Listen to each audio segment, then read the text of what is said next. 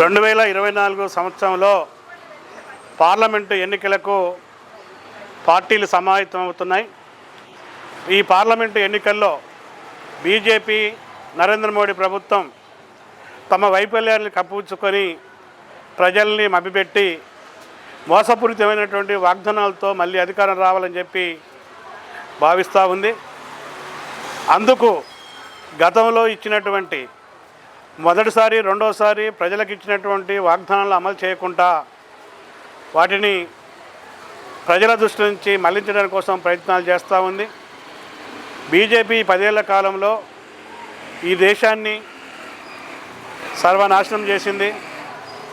అభివృద్ధి పదంలో తీసుకెళ్తున్నటువంటి భారత్ ఈరోజు అధమ స్థానంలో పోయింది. నరేంద్ర మోడీ అధికారంలోకి వచ్చినప్పుడు టాప్ 10లో ఒకటిగా భారతదేశం ఉండేది. ఇప్పుడు ఆర్థికంగా వెనకబడ్డది.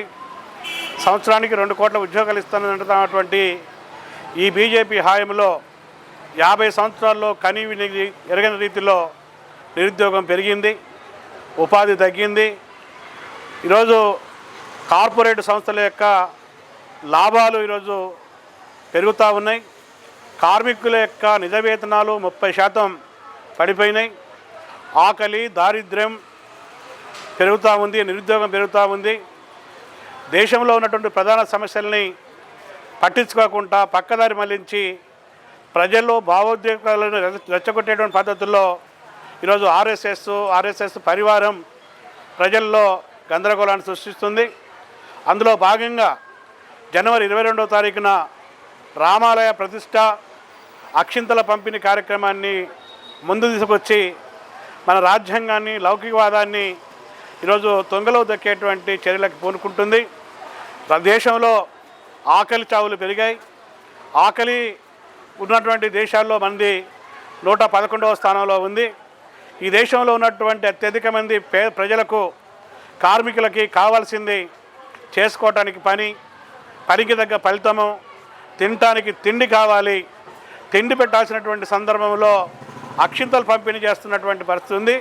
ఈ దేశానికి కావాల్సింది తిండి, అక్షింతలు కాదు. ఈ దేశానికి కావాల్సింది యువతకు ఉపాధి, అక్షింతలు కాదు. ఈ దేశంలో ఇచ్చినటువంటి హామీలని అమలు చేయాలి. ఈరోజు మళ్ళీ నాటకాలు వేయడం కాదు. కాబట్టి ఈ 10 ఏళ్ల కాలంలో నరేంద్ర మోడీ యొక్క వైఫల్యాలని షార్ట్షీట్గా తయారు చేసి ప్రజల ముందు నరేంద్ర మోడీ వైఫల్యాల మీద, మతోన్మాద కార్పొరేట్ శక్తుల వైఫల్యాల మీద షార్ట్షీట్ ప్రకటించి ఈరోజు ప్రజల్లోకి వెళ్ళి విస్తృతమైనటువంటి ప్రచారం చేయాలని చెప్పి ట్రేడ్ యూనియన్స్, రైతు సంఘాలు భావించాయి. బీజేపీ పరివారం 10 కోట్ల మందికి అక్షింతల పంపిణీ చేయాలని చెప్పి లక్ష్యంగా పెట్టుకుంది.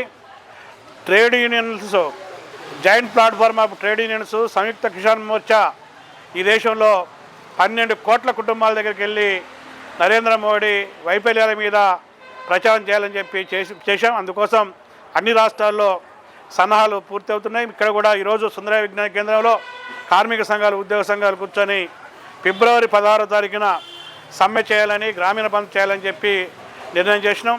ఇందులో భాగంగా విస్తృతంగా కరపత్రాలు, పోస్టర్లు, జిల్లా సదస్సులు, సమావేశాలు, క్షేత్రస్థాయిలో నాయకుల పర్యటనలకి కార్యాచరణ రూపొందించాం. ఫిబ్రవరి 16వ తారీఖున తెలంగాణ రాష్ట్రంలో ఉన్నటువంటి కార్మికులు, ఉద్యోగులందరూ కూడా సమ్మెను జయప్రదం చేయాలి, గ్రామీణ బంధులో పాల్గొనాలని చెప్పి విజ్ఞప్తి చేస్తా ఉన్నాం.